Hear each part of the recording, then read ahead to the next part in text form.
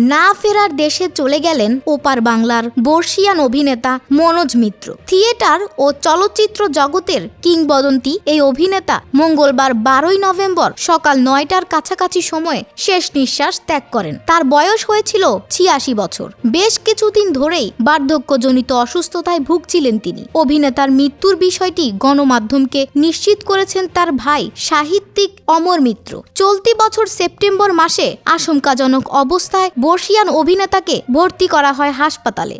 Salt লেকের Calcutta heart ক্লিনিকে চিকিৎসাধীন ছিলেন তিনি। বুকে ব্যথা, শ্বাসকষ্ট নিয়ে অভিনেতাকে ভর্তি করানো হয়। শরীরে সোডিয়াম ও পটাশিয়ামের মাত্রা কমে যাওয়ায় রক্তচাপ খুবই কমে গিয়েছিল। এরপর তিনি সুস্থ হয়ে বাড়িতে ফিরে আসেন। তবে অসুস্থতা পিছু ছাড়েনি। এবছর একাধিকবার হাসপাতালে ভর্তি হন তিনি। বছরের শুরুতেই বুকে প্রেসমেকার বসেছিল মনোজ মিত্রের। হৃদযন্ত্রের সমস্যা সহ একাধিক অসুস্থতার চিকিৎসা চলছিল। শেষ পর্যন্ত সব প্রচেষ্টা ব্যর্থ করে সাজানো বাগান ফেলে চলে গেলেন মনোজ। 1938 সালের 22 সেপ্টেম্বর ব্রিটিশ ভারতের সাতক্ষীরা জেলার ধুলিহর গ্রামে জন্ম মনোজ মিত্রের।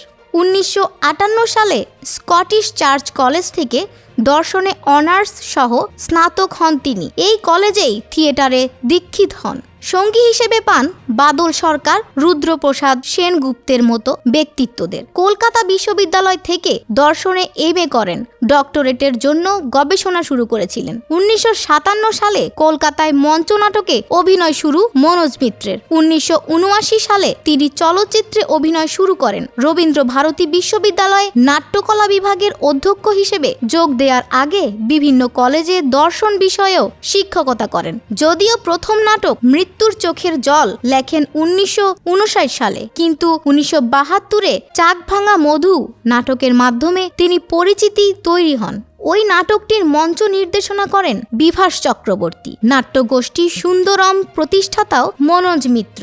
থিয়েটারের মতোই চলচ্চিত্রে অভিনয় করেও খ্যাতি অর্জন করেন কিংবদন্তি শিল্পী। মনোজ মিত্র অভিনয় করেন 57টি সিনেমায়। এর মধ্যে উল্লেখযোগ্য হল 61 number, Garpar lane, Uma, Prem by chance, Amar Sathi, ভালোবাসি শুধু তোমাকে, আগুন, চক্র, দত্তক, হিংসা, আবির্ভাব ও তুফান।